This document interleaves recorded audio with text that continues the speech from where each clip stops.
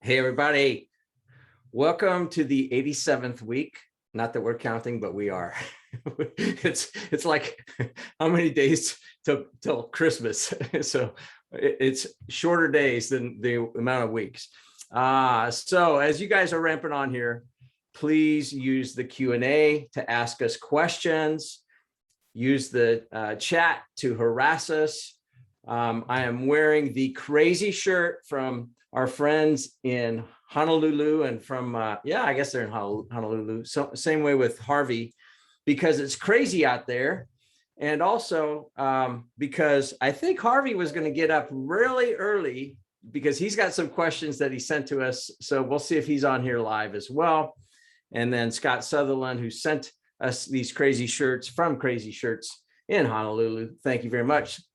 And also, I was talking to Pineapple Jack Tompkins in town. That's his name. He's like Pineapple Jack. He has these pineapples. I said, well, you need to get one of these crazy shirts because this is dyed with pineapple juice. So there you go. Enough of that. So I know that we've got lots of stuff to talk about. I know Chris, who's in one of my mastermind groups, I think he's going to be on here. He's got a very interesting question that has nothing to do with taxes necessarily. Well, I guess it does, but it has to do with structure of things. So we'll be talking. Oh, Chris is on. All right. Awesome.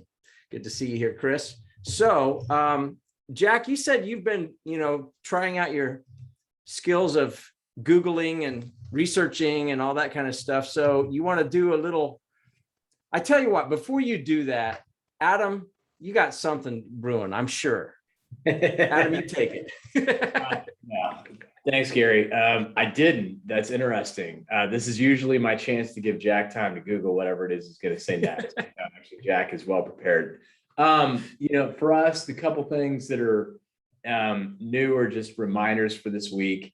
With respect to North Carolina and a deduction for PPP expenses, in theory, according to the News and Observer, there's supposed to be a series of votes next week to get the budget passed, at which point Cooper will either sign it, not sign it and let it become law, or alternatively veto it, in which case it would have passed with a veto-proof majority. And it's got relief for PPP expenses in it. We don't really know exactly what the reconciliation is going to be between the House and the Senate bill because there were variances there. We'll probably know more next week. But there was relief in both packages for deductibility of PPP expenses. There's been no guidance in terms of how you'll actually get that relief, whether you'll need to amend a return or do something different with your 2021 tax return. So, the bottom line is we're 99% confident something's coming, and we have no confidence on how it will be implemented. So just continue to stay tuned on that front. With respect to the infrastructure bill that passed the House, just a reminder, the only tax provision that existed in that was that impacts our client base is a repeal of the employee retention tax credit 1 quarter early. So even though the bill passed in November, it's got an expiration for the employee retention tax credit as of September 30th of 2021. I have not seen it, but I've heard that members of Congress said, oops, we screwed that up. Can we issue a technical correction to have it go through the end of the year? I don't know where that stands. So as of right now, there is no credit. I give it better than 50-50 that probably a credit will get restored. But as of right now, there's no credit. If you've already got payroll taxes that are deferred in process, just consider that there's a chance you might have to repay them. But hopefully we'll know more on that in the next couple weeks. Then lastly, with respect to the Build Back Better bill, there's still a lot of brouhaha and ballyhoo about, tax rate changes. So this again is just, Adam's speculation based on the fact that, much like some people like a good train wreck or a car wreck, Some people like Real Housewives of wherever. Adam likes politics and the drama associated with politics. This opinion is grounded in nothing more than people who have power like to retain power, and a fundamental belief that the James Carvilles of the world are going to carry the day. That, hey, in the last election, presidential election, people did not vote for Biden, they voted against Trump. So we didn't magically wake up one day and say, oh, you know what? We totally want to raise taxes on everybody and implement all of these different social programs. They basically said, we don't want any more chaos and madness. Like, I fully agree with that position. So with that in mind, I think that this is just my opinion, that I think the one shot at raising taxes just happened. It's in the Build Back Better bill. I don't think before the November midterms, we're going to see anything else that happens, which means that the likelihood of seeing any tax rate increase beyond what's in the Build Back Better bill in 2022 is really freaking low, which also means that based on history, seeing any tax that's based on, hey, we don't want to run on it. We don't want to run against tax rate increases in November midterms.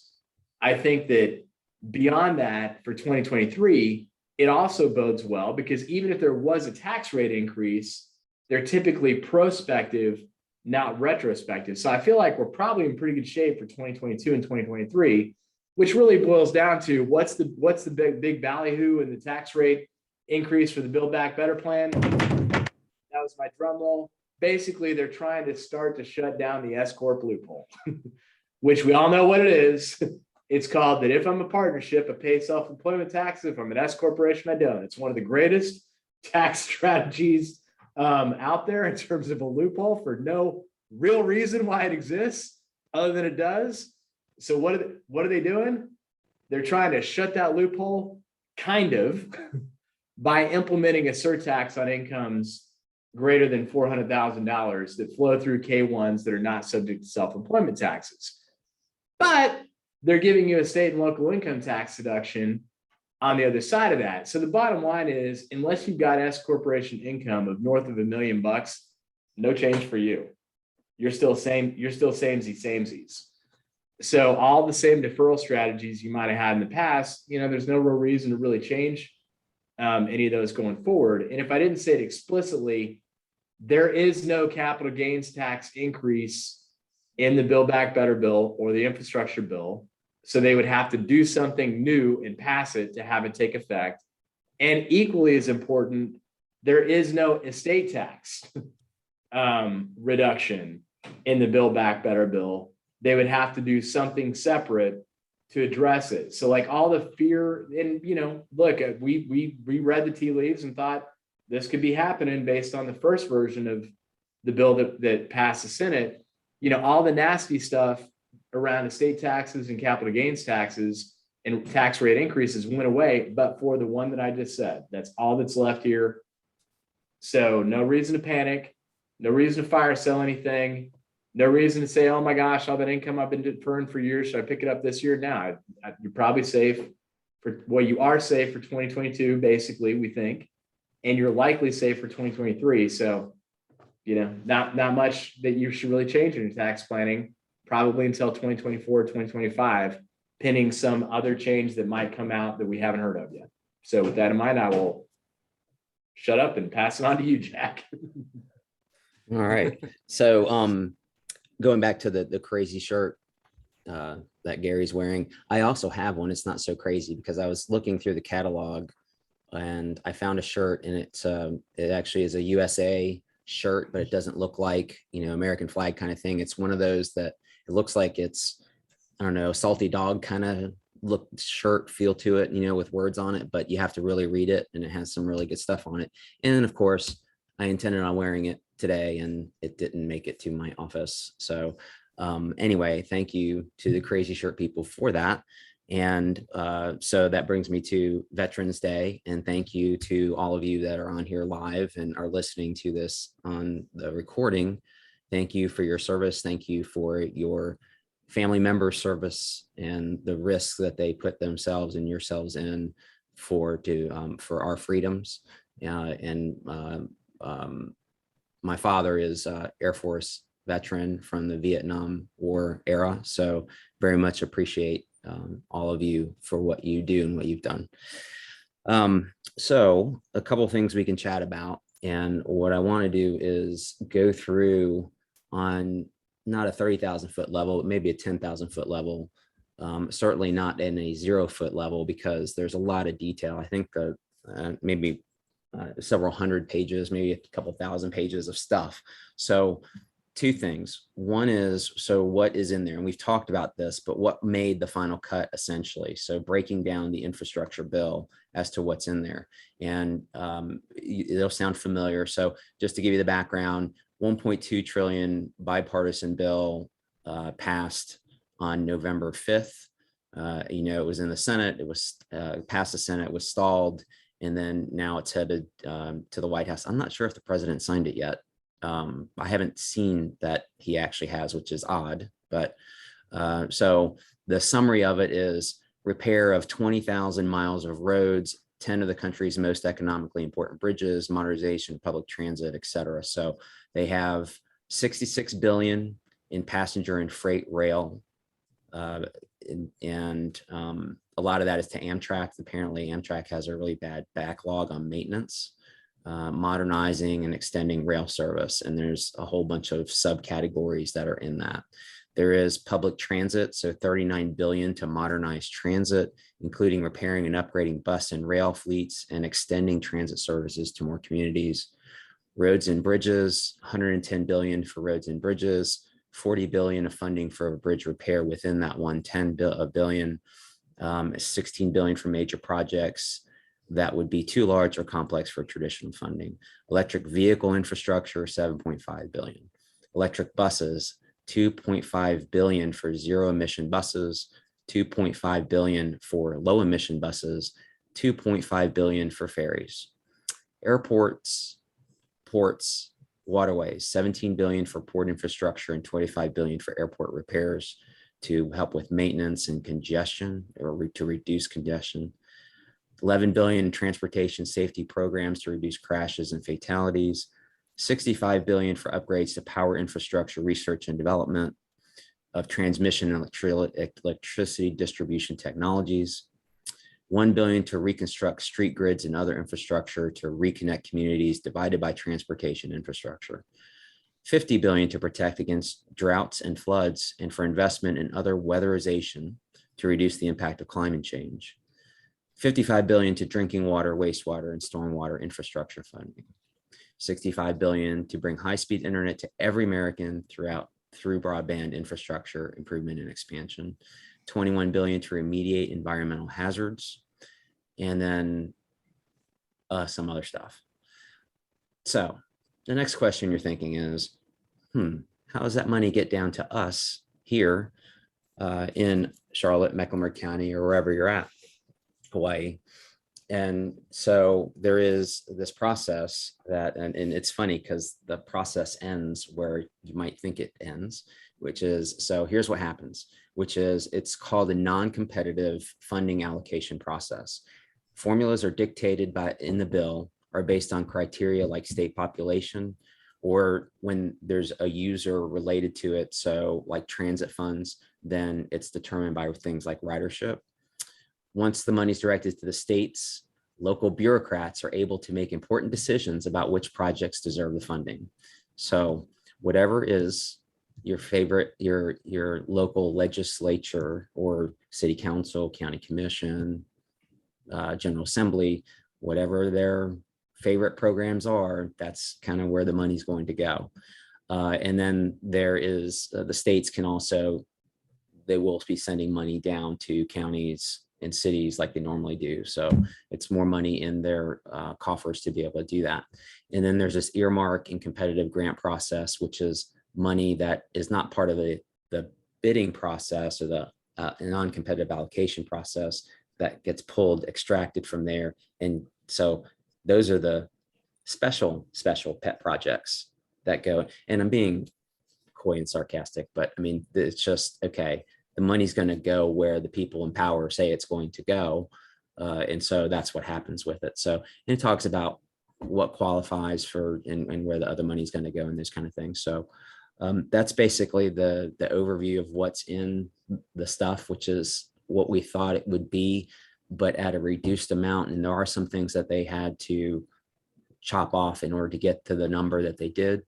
There's also the theory, this is not just a Jack theory, but that you get embedded or you start doing these things, these programs that have a limited amount of time. So you remember a couple of weeks ago, we're talking about, okay, here's all this money and here's all the time frame for doing all these wonderful things. What they did is they reduced the amount of money and then they reduced the amount of time they're funding a particular program. So let's say a program is 60 months, 5 years. What happens in month 61? A certain program may not get dropped, may not want to get dropped. So all of a sudden you're going to find, so basically we're kicking the can down the road on some of these things in order to get it started, kickstarted essentially. So I do have stuff on the vaccine and regulations and mask mandates and all those things, but I'm going to stop there in case, I don't know if anybody has any questions or we want to continue along the lines of the infrastructure bill. Yeah, I got three. Let's interject the three questions that we've got in here, and then we'll come back into the additional information that you've been sleuthing. So here's the first question to our friend in Honolulu, Harvey. Hopefully you're on your second cup of coffee, or at least your first one by now. Here's the first question, and we've talked a little bit about it, but I'm going to go ahead and reiterate it in case he's not on. He has to watch the YouTube. ERC being available in fourth quarter. I've read that some members of Congress have written a letter to voice their concerns to have ERC allowed for the fourth quarter, as I thought currently language in one of the proposed legislations that ends it on 9/30. I think we addressed it, but Adam? Yeah, I mean, again, we don't technically have a law yet because it's still got to get signed. But the way that it passed with an elimination as of 9/30/2021. So they would have to do a technical correction to extend it for another quarter into the fourth quarter, which, I'd say probably better than 50-50 that they will, but it's, again, just assume that for right now, it's not there. And you may have to pay back anything that you've been deferring at this point. But as I said, I probably would give it better than 50-50 that it's passed. I'd heard the same thing that Congress, Congress was like, oh, whoops. Much like they did in all the other stimulus bills that they did prior to. Oh, whoops. We need to do a correction for that. So that's why there probably will be a correction, but maybe not. And if not, make your voices heard. All right, second question. Estate and gift tax exemption amount to being rolled back to 5 million, indexed for inflation to roughly 6.2 million as of January 1, 2022. I'm doing some estate planning for the founder of our company, and this has a direct impact on him. Can you expand on that? Yeah, so that's off the table.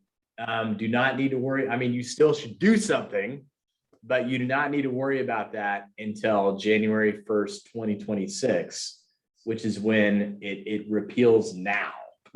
The proposal had a reduction. That proposal got removed, so it's not in there. So you're fine for now. It's still at the combined, roughly 12 million single, 22 million, 23 million married filing jointly. Awesome. All right. Next question is from Joe regarding EIDL. I'm having some issues getting additional $975K in EIDL funding. I just got a rejection letter yesterday afternoon after it was looking promising. The SBA saying that it gave us sufficient working capital, about $500K in April 2020 for the 24-month period already. We're working on a reconsideration request right now. What are others experiencing with their requests? Have you heard anything? And if anybody on this call is, hit us up in the chat so that we can broadcast it as well, please. So I was going to say, Gary, when I saw this come in, it might, since you were the social media master, I thought maybe, shooting out a poll to your social media group might get some other results here. But Joe, informally, what I'd heard, so I haven't heard of anybody that's specifically been rejected yet. I also have not heard of anybody that's specifically been approved yet. But what I'd heard is that they're basically doing some math on your gross profit and loaning up to 2 times your gross profit, which would have been based on historic data that they gave. So, if you do that math and find that, well, that's actually 500 grand, no wonder I'm not getting any more money. That could be what the cause is. If instead, 2 times your gross profit is higher than the 500 grand, and I just don't remember what it is off the top of my head for you, Joe. If instead two times your gross profit is higher than 500 grand, then I wouldn't, I don't really know why they wouldn't have approved you for something more. But that is anecdotally what I've heard is the underwriting criteria for determining working capital. That's a great idea. I think I'll go ahead and try to make it generic enough and launch a poll on LinkedIn later on. So good idea. All right, here's the next question. Chris, good to see you on here. After our mastermind meeting yesterday, the Kinsler Circle, in honor of Steve Kinsler, he raised this question, which this is an interesting one. So it has nothing to do with ERTC or EIDL, but it has everything to do with business. So here's the situation. I've got an opportunity to gain equity in a local business up to 49%. For the contribution of my time and expertise. It shouldn't be much personal equity contribution on my part, at least on day one. Obviously would need a robust operating agreement, Jack Santaniello, but I'm wondering, I'm sorry, bring it back under answered. I just typed something in just to make sure you didn't miss it. I was like, what just happened here? All right, cool. All right. But he's wondering, one, what options may be out there to limit the downside risk, as far as how should he take that equity? Should he take it as phantom? Should he take it as full, et cetera? Also, do I need to consider tax implications for additional non-cash income for gaining an equity stake in the company and how to value that? Great question. Yeah. So, Jack could probably, I know Jack can speak more to the legal rights than I can. So I'm just going to hit the tax piece. So basically, this happens all the time in startups. Hey, I don't have any money. I need some services. Let me give you some equity in exchange for you providing your services. So the way that is best treated, on the assumption that at some point you really believe there's going to be a payout, is you recognize some value for the equity as it stands today, which could be zero. It doesn't, your services may be worth $500,000, but the actual equity value of the company when it's a startup really is zero. And you file what's called an 83B election with the IRS, which says, hey, IRS, I just got some equity. It's worth zero value. And when you go to sell the company, when you go to sell and get cashed out, you get capital gains treatment. The other route that you can take is you can say, hey, thank you for the equity. I appreciate that. My services were worth 500 grand, even though I didn't get any cash, and you get taxed on it.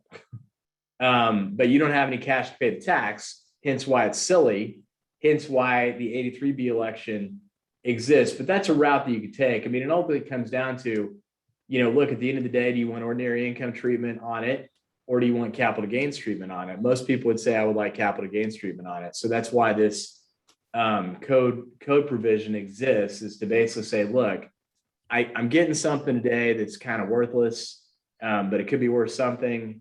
therefore let me elect to be taxed on it today. And if it's got a low value, that means the tax consideration is very low. So question for you on that, Adam, what happens?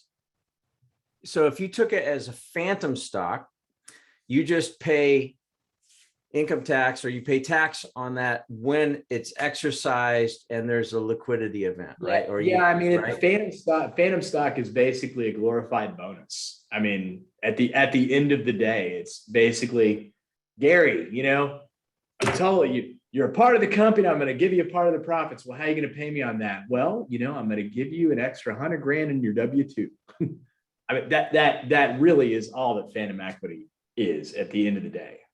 You can call it anything that you want. It's a sexy term. It's really just a glorified bonus when it comes to taxation.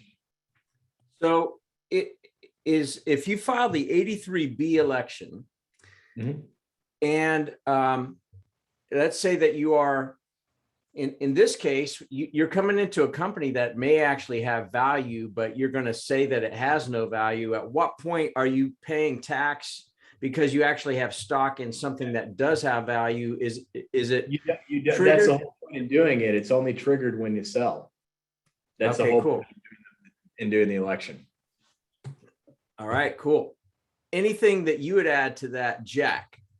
Sure. So just nomenclature that sometimes gets meshed together. So phantom equity, shadow equity. What the question was, I think actual equity. It was just the manner of what was the equity contribution. I would say that in the operating agreement, that it's easy for attorneys to take something off the shelf and just use it, and it has all the partnership information in it, or it has all the S corp information in an operating agreement or a shareholders agreement. But it really needs to, particularly in a partnership operating agreement, it needs to be consistent. And I would suggest being descriptive in non-monetary capital contributions. So on the cap chart that you put it as a schedule to the operating agreement, I put, where it says capital contribution, usually see a dollar amount, I'll put an asterisk or a footnote and then be specific as to what it is, because it would be inappropriate to say, well, my contribution is, well, I'm good with spreadsheets, so I guess I'll be the CFO and get paid $200,000. That's not going to fly.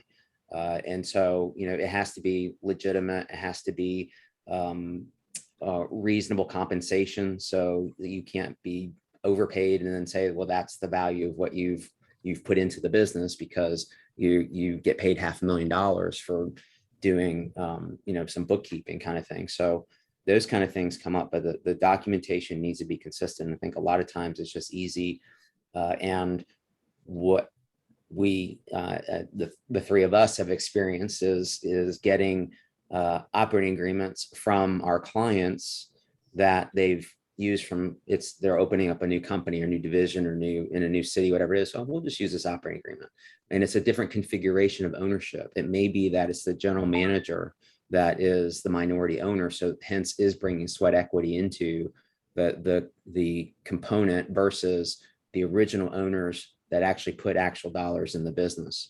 To Adam's point, so going to the shadow equity is, yes, that's just it's a method of calculation of a bonus. So you're basically saying you have skin in the game. I'm not going to make you be an owner or allow you to be an owner where you can take capital gain treatment of the net money that we give to you as an owner, but we're going to treat you as if you were a 10% owner. And then whatever that math is, that's the formula, and that's what you're going to get paid. And yeah, sorry, it's going to be in your W-2, not in a K-1. So essentially is what happens. So so the only time that you're going to pay tax if you do the 83B election is if you take any sort of cash out, like in distributions, I'm assuming. Well, that would be as if you'd received ordinary income anyway, so you're never actually paying for the equity, other than you did not get paid for your time. Okay, cool. Chris, if that hopefully that answers your question. If you have any follow-ons, just hit us up in the Q&A. Interesting question. All right, cool. From Robert. And so I'm going to stall if I need to talk slower for Jack, but as he goes back into the bill. But here's the question.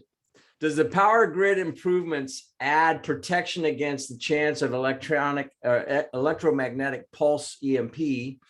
Eventually, sun will emit a coronal mass ejection, causing an EMP that will cause widespread, possibly nationwide blackout. Nuclear explosion above Kansas would cause a similar EMP and blackout. That would be terrible because that is my home state. This is the most important infrastructure expenditure we need. What was it part of the bill that Biden will sign on Monday? Now, while Jack's stalling for time, I will use this as an opportunity to voice my anger, Gary, in terms of the, well, I mean, so. Don't be dissing Kansas here. I'm not. I'm just, I'm recalling in the great state of North Carolina, the Colonial Pipeline incident, where basically Colonial Pipeline shut down due to ransomware associated with cybersecurity event. And what they talked about on the news last night was that that company was asked several times to participate in tabletop exercises to evaluate their ability to deal with the cybersecurity threat, and they declined every time. So my own kind of background in this is, prior to starting BGW, some people say, well, then why are you dispensing tax advice, Adam? Jesus. Is that I was with Ernst & Young, and I was in a specialty practice area that focused on privacy and security. And part of what we did is interpret cybersecurity related regulations and what companies needed to do to implement them. And one area that I focused on was the power grid. So the North American Electric Reliability Council, NERC, has had cybersecurity standards that have been in place since 2002. And, at a high level, we all agree we need to be better about, protecting ourselves. And private enterprises' response to that is, well, don't force me to have to implement anything. That will cost money. Trust me to do the right thing. And then the Colonial Pipeline happens. So we don't, we say, no, okay, I got it. We'll trust you. You guys self-regulate. We'll trust you. Totally get it. We're not going to have these onerous government regulations. We trust you. We trust your judgment. And I think the track record, whether it's in, the environment, cybersecurity, kind of you name it, it's like, if I have to spend money on my own voluntarily, most of the time I'm not going to, even if it's in the interest of the public good, because I can't figure out a way. I don't know how I'm going to make money at that. I can only see how it's going to cost money. So that's a long way of saying that, again, this is one of those hard areas around what's the right balance between government regulation and, protecting a public good, which at the end of the day, even though the electric transmission system is owned by private enterprise, like it's private, it's not government owned, it's private. There's some municipal co-ops that tie into distribution lines that are part of the transmission system, but the transmission grid itself is a series of private companies that are regulated by the government. So the question is like, well, how much should government then regulate cybersecurity? Just like the gas pipelines are private enterprise that are a public good. So it's like, it's a hard call on where do you draw the line? Because the default corporate response is typically, we got this. Don't bother us. We got this. You know, these government restrictions just going to cost money, just going to cause to have to raise prices. You don't want that. No, we don't. And then a freaking pipeline gets shut down due to like 5 hackers in a basement in Russia. So it's like, where do you know, at some level, you know, there has to. So I just remind everybody that Nixon created the Environmental Protection Agency at the end of the day. You know, Teddy Roosevelt created the National Parks Service and started reserving aside land at the end of the day. So just, you know, it is a balancing act. And when people say we're against government overreach and regulation, right? But I also would like the transmission system to run correctly, right? And while I'm on a tirade, Gary, you can shut me up at any moment. Everybody remembers the ice freeze in Texas that caused a system-wide outage in Texas. The reason that occurred is that even though all the grid systems are private enterprise, they at least got together and said, you know, we all are kind of dependent on each other. We ought to at least have some kind of handshakes, gentlemen's agreements on how we operate this whole thing for the collective good of all our enterprises. And then Texas said, no, go to hell, not us. So hence why we don't have shutdowns due to ice freezes in North Carolina, but Texas did. That was a choice they made to say, we don't even want to be part of a collective good that's private enterprise. So anyway, tirade over. Hopefully you got an answer, Jack. All right. So Jack, did we stall long enough?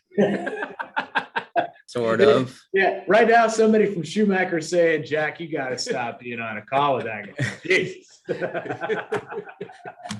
Just generating non-billable work. That's okay. Yeah. All right. So here's the thing. I had not heard or seen, but I haven't really dug deep into the bill. I did see an article and I was trying to find it, but I found a different one. Let's see if I can put it up on the screen.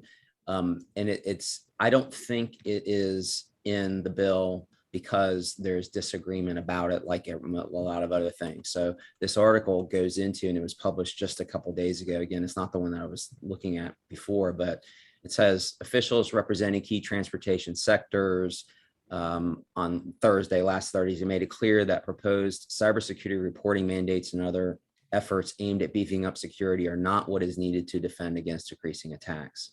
So, and then you have the TSA that's saying, well, no, we need to beef up security. We need to beef up reporting and things like that. So there's likely not a whole lot of funding for something that they don't even know what they're funding, essentially, and there's disagreement about that. There's obviously a big need because as I was kind of scanning through this while you were stalling, they talk about that we really do need this in place, the reporting, but also the prevention and to be more assertive and proactive rather than reactive. And they give examples of the pipeline, New York's Metropolitan Transportation Authority, so Metro. And then they had a statistic in here that, okay, so the Tampa International Airport defends against 3 million cyber attempts every year. So the cyber thieves and the bad people are constantly, I don't want to say energized or incentivized, but they're not disincentivized. And I think that's the problem. So what do you do about that? And we just, the more that we get reliant upon technology, the easier it is. And I think that we just expect things to work. We look at our phones and it's like, okay, well, that works. Well, I'm just going to access my bank account, do this, do that. Well, you're on a public Wi-Fi, you're in a hotel, you're doing this, so should you really be doing that? You don't know what's going on. And by the way, hey, that signal that says it's from Marriott, is it really from Marriott, or is it the person next door that is putting out a signal that says Marriott? So it's stuff like that that happens all the time. And I hear some of it from our IT people here that are dealing with those kind of things. And they just say, yeah, we all of us you guys are getting attacked and you don't realize it because there's a lot of stuff going on, even in the kind of more core fundamental protections that you have in your email systems. But for businesses, it's just constantly, because what happens, and now we're getting very technical, is they're just programs that are out there trying to find vulnerabilities, and when they find one, then it flags it, and then it continues to try to exploit the vulnerability. Another way that this happens is you exploit a vulnerability at a lower level, and then you work your way through through the management, literally and figuratively, to get to a level where there's some pretty important confidential information, documentation, et cetera. So those are just ways that those things happen. So that's a long-winded way of saying that I don't know, but I don't think there is a whole lot of money for those cyber attacks, because they don't have programs. They don't know what do they want to do, first of all, on a governmental level. And then you have the industry and government in some cases going like this, so you can't fund this, you have to fund this. I think I saw something on Instagram though that you can buy for $1,900 that'll protect your entire house from all EMP. Just saying. I don't know. It's like, hey, if it's on the internet, it's got to be true. All right. Yes. Oh, and there was a clarification back to the signing, President Biden not signing. So one of our guests said that it isn't going to be till next week because they want to have a big signing party, which of course makes sense. Hey, victory. Here we go. So like the ball. Mm-hmm. All right. Back to Joe's question on EIDL. He said, I'm hearing decisions are being very arbitrary, and being persistent with reconsiderations are getting it done. So that would make sense to me.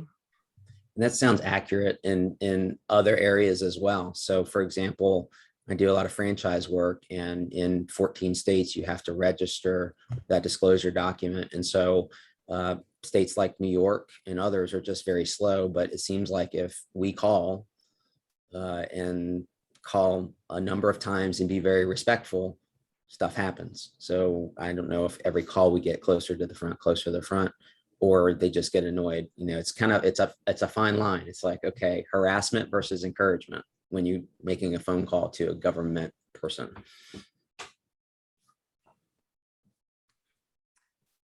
Yeah. There is a difference between harassment and encouragement. And persuasion. Yeah. Oh my gosh. All right, good. Any other questions out there? This has been kind of fun today.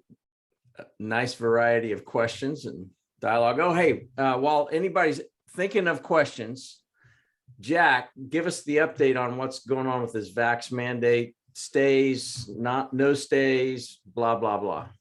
Well, it's interesting because actually my light just shut off, so turn the light back on. And we're struggling with this as well. We had a meeting yesterday, and our corporate group and our managing partner was in there, and he's kind of giving us state of the firm fourth quarter address, and it was, okay, what are we going to do now through the end of the year, first quarter? What are we required to do? And so it's, even with our speculation on things, we just don't know. We know what we're supposed to be doing because of the words that are in the regulations, but there's been plenty of court challenges on the federal level, state level, a lot of pushback on industry groups. So the same fighting that has been going on between, and I don't want to say vaxxers and anti-vaxxers, because it really isn't that. It is, there's more to it than that. And to say that it's just those are the two factions is not really accurate. So they're on the OSHA side of things. So this is how the federal government is telling all of businesses that you have to do this if you have 100+ employees. So they're going through the Occupational Safety and Health Administration to do that. And so what the rule is, as everyone knows, is, okay, so if you have at least 100 employees, then you have to establish, implement, and enforce a written policy on vaccines, testing, and face coverings that either requires covered employees to be fully vaccinated, or as an alternative requires covered employees that are not fully vaccinated to test at least weekly and wear a face covering.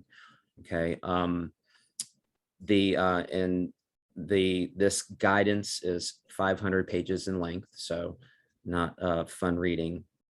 And then there's exceptions to it. And the biggest exception in here is employees who do not report to a workplace where coworkers or customers are present, employees who work from home, or employees who work exclusively outdoors are not part of this. Now, I say that, now don't start counting your employees and saying, well, wait a minute, okay, exclusively outdoors, and start doing the columns.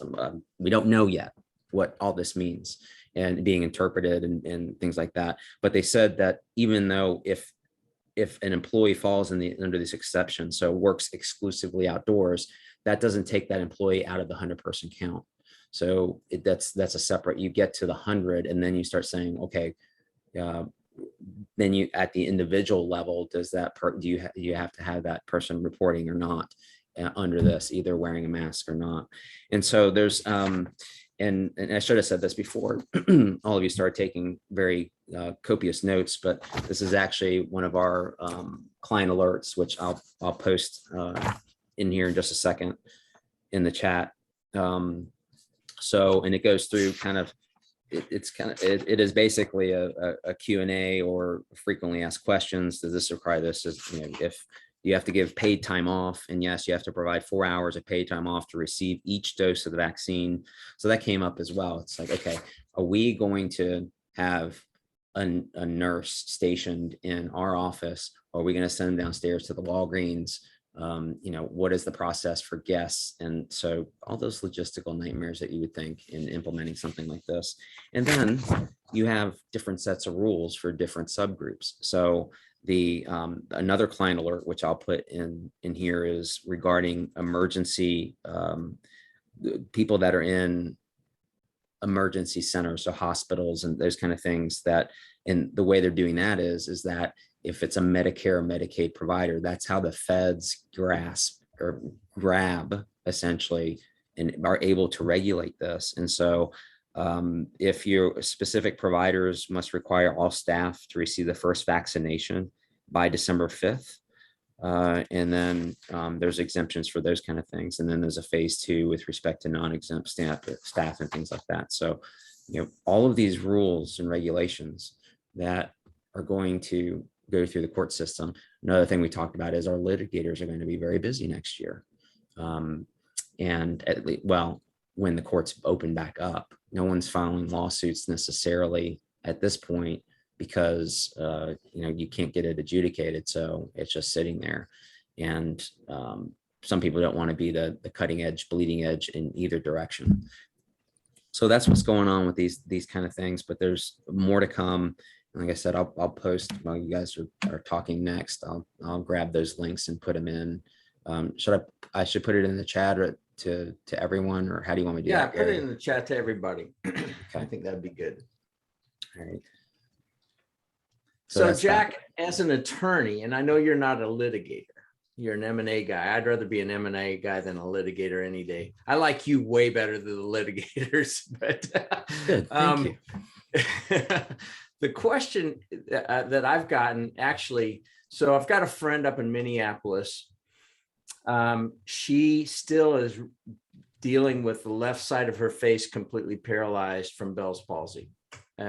3 months after the jab, her doc thinks it was from that, but they can't prove it. She's not the only one that's had that adverse reaction. But so the question is there any recourse? I mean, I don't care. You could sue somebody for $100 million, but if you can't get your face back, I don't know. I think I'd keep my face. But is there anything that somebody like that? It seems like the burden of proof is so high that you're just kind of screwed. Is that accurate? Or it is essentially because there's so many intervening factors and variables. I mean, unless you can establish, just with anything really, a direct link to the cause, and the only cause or the likely cause, I shouldn't say likely, that's a loose word, to the cause or the person who caused it. So when you're talking about like doctors that do something, it is it really the doctor's fault? Were they outside the standard of care? Were they using the knowledge that is currently available? So a lot of times it's easy to say down the road, well, that shouldn't have been happening because the doctor should have known this, or the drug maker should have known this or that. Well, no, not necessarily. So that's the dilemma, is you're going to put responsibility on someone. The other component of that is you're taking the risk. And we talked about this maybe a couple months ago when the possibilities, when we were first talking about private companies being able to require their employees to do certain things, including getting injected with this chemical, potentially against their will, from the perspective of you either do it or you don't have a job. And so some people will not have a choice. They will have to say, okay, well, roll up their sleeves, literally, figuratively, and get injected. So what happens when that person a week later, something happens? Well, okay, is it the chemical that was injected? What has happened in the intervening 5, 6, 7 days that could have caused that, or could have combined with that? Maybe something that they ate, maybe it's something that they were exposed to environmentally.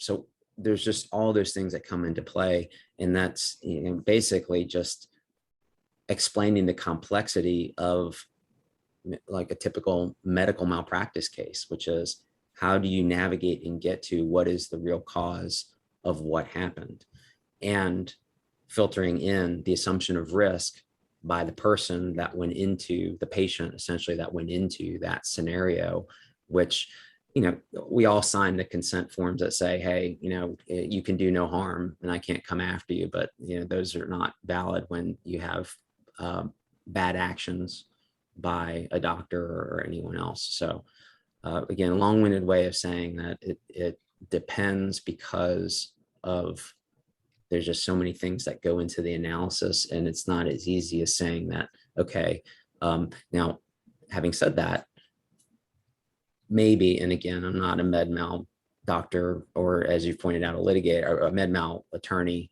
or a litigator.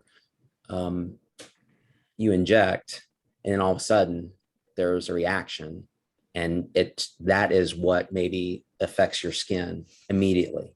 I mean, it's obvious that that's what it is. So you would think, what is going on in your body? Did you just get a flu shot that reacted? So again, those things come in, but that is more obvious than something that happens 7 days later. So yeah, it's crazy. Let's see. Here's a question. How about if you did not want to get the shot, but you had to, or lose your job? Same, it's similar analysis, which is, we don't know if really, I mean, right now, as it stands, and I hope that I am stating it properly as it stands, and that my employment law partners are not gonna get upset or run down when they see this video and say, what is the matter with you? But it is private enterprise, and it is, okay, you don't like it here and we're making you do this, go work somewhere else. We're not forcing you to work here. This is a requirement. This is, if we don't do business casual, that you have to wear a coat and tie every day to come into work, and that's just the requirement, then that's what you have to do. Now, this is obviously different because you're being intrusive, and you're injecting something in someone's body, not telling them to wear a certain covering clothes. So, but same concept, which is, okay, you can go elsewhere. You have a choice. And by you either coming to work unvaccinated, or coming to work and agreeing to be vaccinated at the risk of losing your job if you do not do so, then again, it's at least right now, it's a choice. And until that gets adjudicated that, well, it's an unreasonable choice. It is against public policy to basically cause someone to forfeit their livelihood, even though they could go work down the road for do something else. But it's just not practical. So we'll see where it ends up. But right now, there's no answer other than it is permitted until it's not. Yeah, I mean, it's hot. Like, I know this is a real esoteric, thought process, but it's like, look, I need you to, tax season, I need you to work, 80 hours a week for 6 weeks straight. Diet, exercise goes to shit. I have a heart attack. I mean, it's like similar concept, and not to belittle it, but it's like you can make an argument that actually the odds are better that would happen versus an adverse reaction, just based on the data that's out there. So it's like it is a hard one in terms of employer liability, because if you think about it, I mean, there's all sorts of other things, that we have which is why I think it's interesting that's coming under OSHA. It's like, if I was a tree trimmer and I had an accident, assuming that safe working conditions were otherwise met, and the odds of having an accident are still 1 in 10, so 10%. It's just the nature of the job. It's like you can't sue the employer. You got disability, you got workers' comp, but you can't sue the employer for making you be a tree trimmer. So it is a tough one. Yeah, and there's another part of that too, which is what is the employer's responsibility to keep a safe work environment. So I come into this office and my expectations are, well, okay, employer, you need to, well, I'm technically self-employed. So is for, let's say, staff that they come in and they expect to be safe. Well, what are we doing to make them safe? Well, we're still wearing masks walking around here. We're in Mecklenburg County, so we're still doing that and doing other things. And, if you're not feeling well, please go home kind of thing. And it's still voluntary. I have not had to submit my vaccination card or even tell people whether I'm vaccinated or not. You would imagine in an office, a lot of people know a lot about everyone else. And so you kind of know which ones are not vaccinated, including the ones that have gotten COVID in your office, right? So that's the other factor too, is that you have liability whichever way you choose. And then, and I've said this before, which is, as employers, whatever you implement, you need to be consistent. Don't slack. It's easy to slack off and say, okay, so, and for example, in my corner of the office, we're all vaccinated. And so it'd be easy, let's say hypothetically, for me not to wear my mask when I'm just running out to go get a drink of water or coffee and come back. And so if you don't implement what you have on paper, you are creating a liability for yourself by not doing that. So either put it in writing and do it, or don't put it in writing is simply the answer, right? So I'm just can I put my head in the sand again, Jack? Is this whole thing over yet again? Whoop. Head back up. Oh, it still looks bad out here. Right. Yep.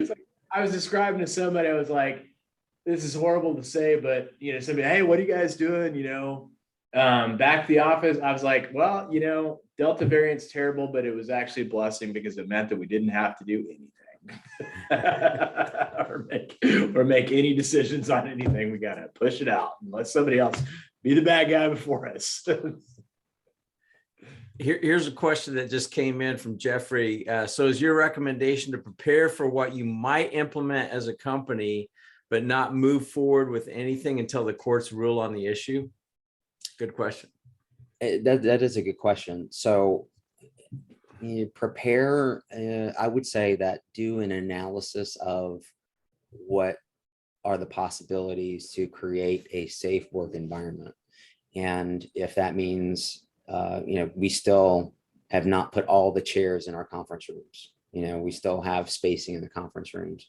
And there's still plexiglass at our reception area to protect our receptionist and things like that. So, and then thinking about, okay, it's a hard question to answer in that we just, because of the pushback that's going on with respect to the 100+ workers, to say, yeah, it's inevitable, go ahead and do something and start your planning process with respect to that. But I would not do nothing, because that is going to show, I think, disregard, possibly reckless disregard, that you're not doing anything. You're like, yeah, whatever happens happens. But you also need to be careful you don't trip over the line on the other side, which is, oh, are you vaccinated? Are you vaccinated? Well, if you're not, then get out. You can't ask those questions still. That's protected information. Now, if there is a reason for it, so for example, data collection, like if it's volunteer, then that's fine.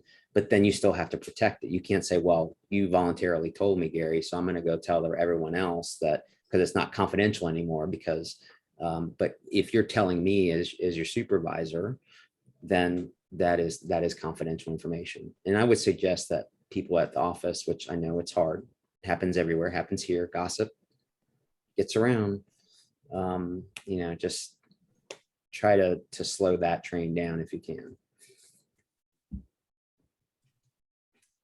Now, this has been a good discussion today, guys. 11 a.m. start time. I think that's kind of cool. So, and it's really fun being with you guys. We will be back next week, and then we're going to take Thanksgiving Day off, so everybody can spend some time with their family, hopefully. So we'll be back next week. Anybody that came in late, we will put this up on the BGW CPA YouTube channel later on this afternoon.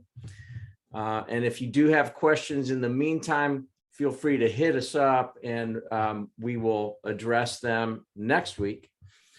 And hopefully this has been of benefit to everybody that's been on here. It's been a good group, good questions, interesting discussion. Thank you very much, Jack and Adam. As always, it's always fun. Anything as a teaser, Gary, also, I've asked one of my partners down in our Sarasota office. She's the managing partner down there. She is the vice chair of our management committee, but she does employment law. And at some point, maybe in December or so, when we really know more about kind of where things are in the court system. So I think actually today was the day, the deadline for briefs in that, I think it's the Fifth Circuit down in maybe in New Orleans, with respect to the stay of this program. And so we'll probably know more in the next 24 to 48 hours. But at some point, I would like to bring one of my employment law partners, maybe even Derek, if he can find a better dad joke than what he, I can't believe he's almost said, banished, man. That was a bad one. The interrupting cow joke. So I will require him to do better if he gets on, and I will tell my partner down south that she needs to bring a dad joke too.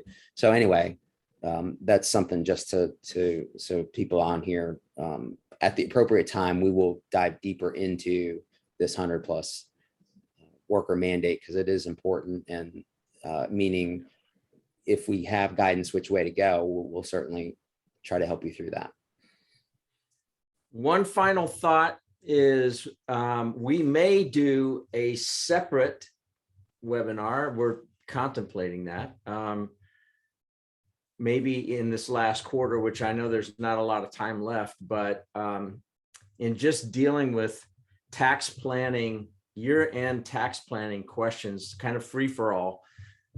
Again, like hopefully Chris experienced today, you can ask some really important questions, and you can actually get those questions answered for free, which is pretty cool. So stay tuned on that. Anything else, Adam, from your standpoint? Nope, I think that's it, guys. All right. You guys have a wonderful rest of the week. Stay dry when the rains come tonight. See you later. Thank you. Yes. All right. Bye-bye.